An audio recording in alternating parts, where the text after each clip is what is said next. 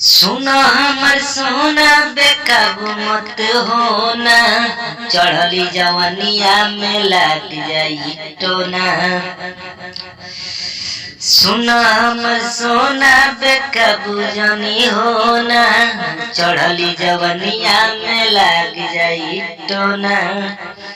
दिहल भगवान अदकारी सनम, दिहल भगवान अदकारी सनम, करे अजबे गजब कलाकारी सनम।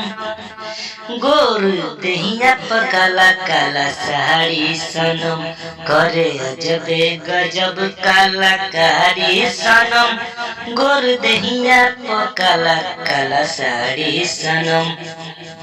तो हेलो दोस्तों, नमस्कार, स्वागत करता हूँ जर्सी संगीत शिविर 398 में। मैं आप सभी का भाई जमन दीवाना।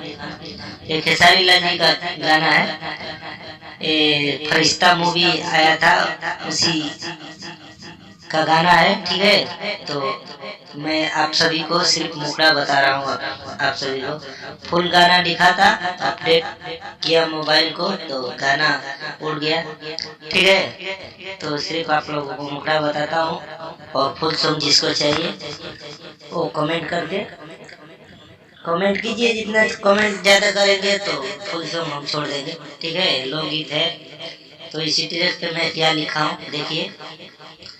उससे भी बड़ा गाना है, अगर आप लोग गाना चाहते हैं तो कमेंट करके फुल सॉन्ग लिखवा सकते हैं।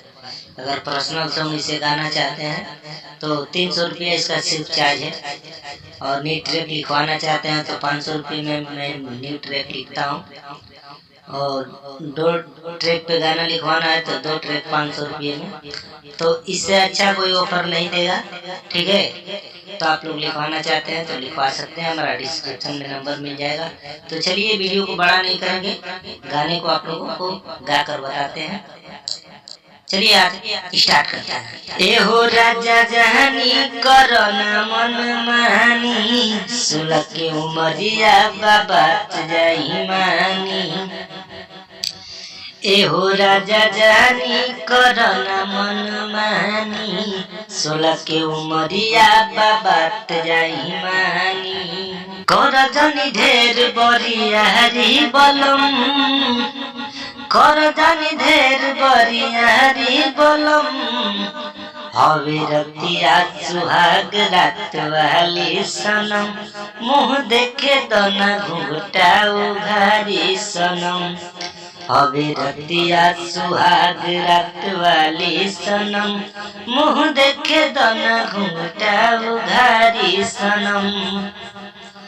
तो दोस्तों लड़के का लाइन 2 लाइन है नीचे, ठीक है। आप लोगों को लिखकर आप लोगों को बता दिया हूँ। आप लोग अगर पर्सनल गाना चाहते हैं तो लिखवा सकते हैं। हमारा 1 से 2 दिन के अंदर आप लोगों को गाना फुल करके दिया जाएगा। 300 रुपया बस इसका चार्ज है। पर्सनल गाना है तो कॉल करिए, और फ्री में गाना चाहते हैं इस गाने को तो कमेंट करिए। जितना ज़्यादा कमेंट करेंगे जितना जल्दी इस गाने को मैं फुल करके छोड़ दूंगा, ठीक है।